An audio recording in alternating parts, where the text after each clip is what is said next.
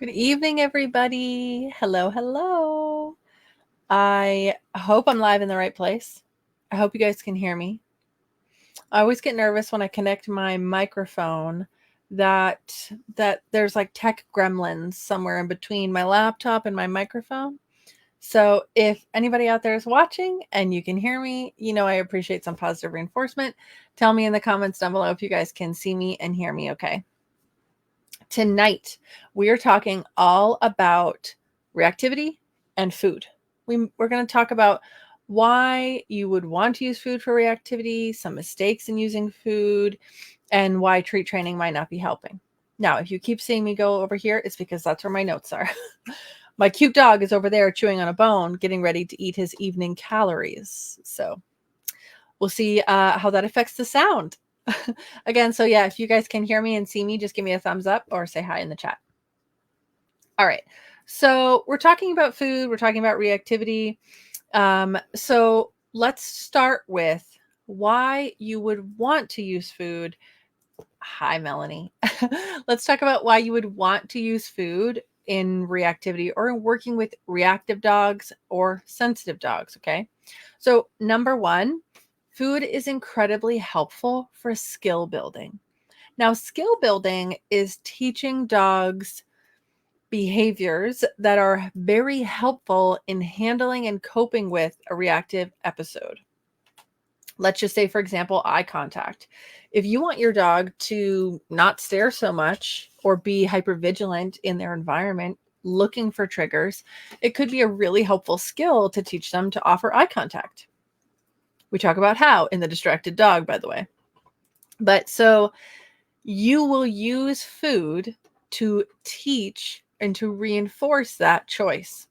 And so it's really helpful to use food with reactivity in terms of skill building, okay? And those skills are things that help during a reactive episode or when we're working on exposing our dog to triggers. Another reason that food is really helpful is it helps us to practice routines, or as I like to call them, dress rehearsals. So a dress rehearsal is when you are rehearsing a routine, a dance, or something. You're getting your dog ready for the big show, the main event. If you were in a play, you wouldn't step out on stage not having practiced, right? So dress rehearsal is like a dry run. It helps your dog prepare for an event that may actually have a trigger or something that's making them more uncomfortable. So let me give you an example. A dress rehearsal for a dog that is reactive to people coming to the home could look like no one's coming over, but you put your dog in their safe space for 5 to 10 minutes with maybe a lick mat. They come out of their lick mat on a leash into the living room, settle on a mat for a few minutes, and that's it. You let them off leash. They're done. There's no trigger present, but there's a dress rehearsal. You're rehearsing that routine to help your dog understand and be able to predict those patterns. So it's really helpful to use food to reinforce those choices. Okay. And next up, one of the most important reasons why I love using food in reactivity is because of counter conditioning. Dogs learn through trial and error, and they learn through association. And we can really lean on their power of observation by teaching them to associate certain things with getting food from you. This isn't always the end all be all, and some dogs don't need counter conditioning from a trigger. If they feel fine about it, they're just really excited, or they're just doing reactivity because it's more of a genetic trait with our guarding dogs or some of our herding dogs as well. So counter conditioning looks like pairing an unpleasant thing with food or something else that's pleasant, but I like to use food because it's just easier. So we do this with what's called the look at that game. Give me a hey in the chat, or let me know if you've tried this with your dog. Every time they look at their trigger, they get a treat from you. So they look, they get a treat. They look, they get a treat. They look, they get a treat. Now, this isn't the end all be all. I don't want anyone watching this saying, oh, that's all I have to do is give my dog food when they look at a trigger. No. Does it help? Yes, but there's so much more to it than just that. So food is really helpful because it teaches your dog to associate that trigger with the reason they're getting food. Okay. So food is really helpful because of the counter conditioning pieces. It helps our dogs to feel a little bit better and start to repair the more negative associations. Another example of counter conditioning is when your dog goes to the vet. I mean, my vet Shout out to Elliott Vet Hospital, the best vet hospital in the world. There's like a whole drawer full of treats in every exam room I've ever been in. None of them Monzo can have. But my point is if your dog goes to the vet and gets Cheese Whiz and lots of goodies, we're going to start to create a more positive association where there may have been a negative one first. Okay. So those are three of the main ways I like to use food in terms of working with my more sensitive clients. If you guys have any questions at all, tell me in the comments. And if you're catching this on the replay, I would love to hear one way you use food working with your dog. So next up, I want to talk about some common mistakes that people make when they do use food in working with sensitive dogs. The most common one I see is that we'll use food as a distraction often. Now I say often because every now and again, you got to do what you got to do. And you may just have to distract your dog with a piece of steak because, that's all you can do in the moment, right? Maybe you can't get distance. Maybe you can't do a U-turn, okay? Like we talked about before. So what'll happen is you'll present the food to get the dog's attention, and they're so focused on the food, they don't notice the dog going by until they do. Or they don't notice whatever that trigger is going by until they do. And what happens is called reverse conditioning. It's the opposite of what we'd like to have happen. Now, there's a really subtle nuance here, but listen, hear me out. We want your dog to associate their triggers with getting food. That's the counter conditioning piece. What we don't want to have happen is that your dog associates you handing them food with their trigger being present. The reason being is that it becomes poisoned. You hand your dog a treat and they go, where's that dog? Where's that person? Where's the trigger? Because every other time you show me food, I know that in 30 seconds, I'm going to be startled by a jogger going by. So if it works, it's fine, but it's not my favorite type of training. And it's not the most effective thing to do because it can often backfire. Now, listen, you guys, it's 6:37. It is Monzo's dinner time. What kind of a mom would I be if Monzo didn't get fed on time? So you're going to hear Jake feeding Monzo in the background. Okay. So, and if he eats, it'll be great. So I know you're all here for it anyway. Okay. So number one mistake, using food as a distraction frequently, causing that reverse conditioning, which we don't want to have happen.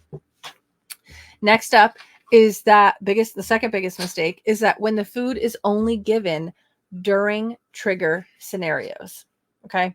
So if you only give your dog food and only train them during trigger scenarios, your dog isn't going to have a foundation to fall back on, which again does more of that reverse conditioning. Okay. So if they say, yeah, I know you have food, but I'm really emotional, I'm really worked up, and they don't have a foundation of learning to check in or learning to move with you or to give in to leash pressure or to pull over or to do a sniff or to do any of the pattern games or the disengage, engage games. If you're just using food when they're around their triggers, it's not going to work because they haven't done any of the skill building and they haven't done the dress rehearsals necessary to set them up for success. Now, if you're a new guardian to a reactive dog, or you recently have discovered that your dog is reactive or they're sensitive to these things, I really want you to pay attention to this because the skill building piece is so very important. I talk about this all the time on our YouTube page and over on our blogs as well. You could think of it as like your first driver's lesson. If you hopped in the car and you went on one of those like 4-lane highways or a 2-lane traffic circle, that's not what your first lesson should look like. Your first lesson is like you sit in the car and you figure out where all the buttons and knobs are. And maybe you don't even turn the engine over yet. That's foundation. And if you work on your foundation and it gets really good and your dog is responsive and they enjoy working with you, it becomes like second nature. Now, one of my good friends is stressed out driving, so I won't give any specific examples, but you can imagine that driving, sometimes there's stressful situations and you want to make sure that you can fall back on the habits that you've built. Sometimes I arrive at a destination and I'm like, oh, I'm here. How did I get here? I don't know, because I can trust my body to know that it has a routine. It knows how to drive and signal and brake and accelerate. Okay. So I hope that makes sense. I hope you guys followed that. Yes, Monzo's supposed to get fed at 6:30, but he gets a medication that he has to have 30 minutes before he eats. So it is very precise. Yes. They like predictability and routine, just like anything else. Okay. And then the last mistake we're going to talk about tonight is that when the food just isn't good enough. And good is a relative term. Monzo loves cheese. He recently has been, he's graduated to being able to eat cheese and a couple other different food items, which is a very big deal. But I work with a lot of clients and they'll just bring Charlie Bears or milk bones on the walk, and they love them at home, but in class or in a stressful environment on a walk in the neighborhood, they're like, bleh, turn their nose right up at it. They'll spit them out. They're just not interested. When their threshold is high or their stress is high, they're going to need some kind of food that is much more tempting. And again, tempting depends on the dog. Okay. Monzo really does love crunchy treats. Piper never really cared. Food is food is food is food. If she can swallow it, she's grateful to have it. So we want to just kind of experiment and see which treats your dog really does enjoy. And that's why I like to have a treat pouch that has multiple pockets, because then you can have a couple of treats here and a couple of treats there instead of mixing them all together and then having to pick out the tasty ones. So when I think of high value food, I'm thinking of hot dogs, string cheese, jerky treats, freeze-dried liver, freeze-dried organ meats, like meat and, animal products. Those are really high value for most dogs. The stinkier, the better. Medium value, I think of more like the semi-moist training treats like Zooks or Well Bites. And then low value would be like crunchy biscuits and treats. Okay. So you may find that if you're dealing with the dog who has some sensitivity issues and you go out in the world and you're bringing your normal biscuits and they're just not into it, I want you to try and bring some other options with you so you can try some higher value rewards for them. That's one of the main mistakes is that I should say one of the biggest mistakes is people just not bringing food all together. You got to have a paycheck. And so then it would be not paying well enough. Okay. So make sure that the treats you're using are truly motivating and reinforcing for your dog. Okay. Tell me in the comments below what your dog's highest value treat is. Okay. And if you're catching on the replay, I love new treat recommendations. So please tell me down below what your dog goes absolutely bonkers for. It's really helpful for me to know. Okay. So let's talk about when treat training with a sensitive dog may not be actually helping them. So if your dog won't take food when they're around their triggers. So again, tell me down below, give me a thumbs up if this explains or describes your dog. If your dog is around a strange person, an unfamiliar dog, a loud dog, a child, a car, and they won't take food, here's what I want you to do. Okay, so if you're multitasking, come back to me. This is where the real rubber meets the road, the practical stuff I want you to pay attention to. If your dog won't eat food around their triggers, I want you to go back to basics. I know. And that's skill building. So when I'm talking about sensitivity, I really love an auto check-in, the up-down game, which we talk about in the distracted dog. I really like giving into leash pressure, teaching the dog to come back to you and to check in because they want to, teaching your dog to go sniff on cue, the emergency U-turn, touch. I mean, I could go on and on and on. The broader the vocabulary, the more likely your dog is going to want to engage with you over the environment. That also improves their ability to cope with stress. So if your dog won't take food when they're around their triggers, step 1, go back to basics. Step 2, try a different food. Okay. Now, if you're waving hot dogs in your dog's face and they won't take them, I also want you to ask yourself, have you accidentally conditioned your dog to be afraid of hot dogs because you only give hot dogs around your dog's trigger? I know that's kind of a mouthful, okay? But if a hot dog isn't working and you know it's high value, I still want you to try something different. Maybe try a turkey meatball. Maybe try some cheese. Maybe I used to get stew steak and I'd boil it and chop it up really small for Piper. Yes, our dogs are spoiled. Okay. But so anything like that, can really tempt your dog. And you may find that when you raise the value, your dog is able to eat around their triggers. And wow, then you can start doing counter conditioning and really helping them feel better. Okay. So try those things. Now, if your dog just isn't eating food outside of the house, so maybe they're not necessarily around a trigger, but they're outside of the house. First thing I want you to do, guess what? Does anyone have any guesses? Yeah. I want you to go back to skill building, but I want you to do skill building inside the house. So let's just say the up-down game, okay? The up-down game, you put a treat on the ground, your dog eats it, you wait for them to check in, you put another treat on the ground. Very simple. You're letting your dog choose to make eye contact. There's a great video example of this I just posted over on our Instagram if you want to go take a look. Hey, Donna, thanks for joining. So you could start with that right inside. And if you're doing it in your living room, then do it in your kitchen. Then do it in your bedroom, in your bathroom, in your guest room, and the closet if it's big enough, the mudroom, any room of your house, to really generalize this skill to a variety of different environments. Then you're going to take your dog outside, let them go to the bathroom, and when they've relieved themselves and you're heading back in, I want you to try it again. So what we're hoping for is that your dog finds comfort in the predictability of knowing the game and knowing what to do to earn that reinforcement.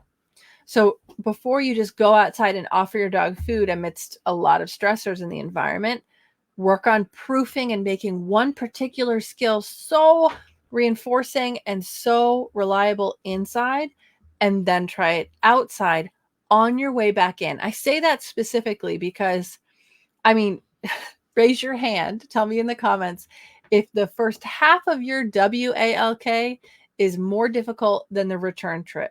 Okay. Most dogs are way more energetic and distracted on the way out than they are on the way back. And so, take your dog out, let them sniff around your house, eliminate appropriately, but don't try and engage them or offer them food until they're on their way back. Yeah. Okay. Bonnie says definitely. Exactly. Okay. So, back to basics, work on the skill inside, make it super, super reliable, and then try it outside. Okay. And if you still aren't having luck, if you have taught your dog, again, let's say touch. You've taught your dog touch, which is teach them to take their nose and touch the palm of your hand. There's a tutorial on our YouTube. You've taught them touch. They love it inside. They are so good at it. They've got their Harvard degree in touching, and they love taking their treats. And you go outside and you ask for a touch and your dog is not engaged, or if they are engaged, they're not taking food. I want you to talk to your vet. Okay. Because, well, some things are beyond my control and some things are beyond my level of expertise. So that's why I lean on our veterinarians, our veterinary behaviorists, to help us take a look at it through a different lens to see, is there something more going on? And here's why I say that. Food is a requirement for life. All dogs are food motivated. That's all there is to it. Eventually, they have to eat to sustain their life. If your dog is actively choosing not to eat, there's something wrong. That being said, if your dog eats their meals beautifully, but going outside, they refuse to eat, then there's a lot of fear and anxiety about being outside, and your vet may have suggestions to help alleviate that discomfort and help rebuild that confidence a little bit. Okay. So, huge shout out to our veterinarians out there. They have a hard job and we need them so very much. I don't know what I'd do without ours. Okay. So now let's say if your dog generally isn't motivated by food at all. If this is you guys, tell me in the comments if your dog just is kind of meh about food. And again, if you're catching on the replay, I'd love to hear from you as well. If your dog is generally not interested in food and treats are like, yeah, I'll take it, but they don't really make my heart sing, then you have to establish a different kind of reinforcer. So we think of food, like give your dog a treat, as a reward. A reward or a treat is something that just increases the probability of our dog doing it again. That's why it is a reinforcer. But for something to truly be reinforcing, your dog actually has to enjoy it. Okay. That's why some people will work a job that they hate and they'll get minimum wage and they say, you know what? I quit. I'll find something else because this reinforcer isn't enough for me. So we have to figure out something that truly is reinforcing. And for a lot of dogs, that could be play. It could be playing tug. It could be playing fetch. It could just be playing a game of chase with you. So first, we have to figure out what it is that makes your heart sing. And then we have to skill build with it. So here's what I mean by that. I mentioned earlier that I love training with treats simply because it's easier. And it is for a lot of dogs and a lot of people. Training with toy play is more challenging because you have to be able to engage your dog and get the toy back and then go about your way. So let's say you're teaching sit. You could cue your dog to sit, give him a treat, they swallow it, session over. But if you're doing play, you have to prompt your dog with that behavior and then engage them with play, with chase, whatever it might be. Takes a little bit longer.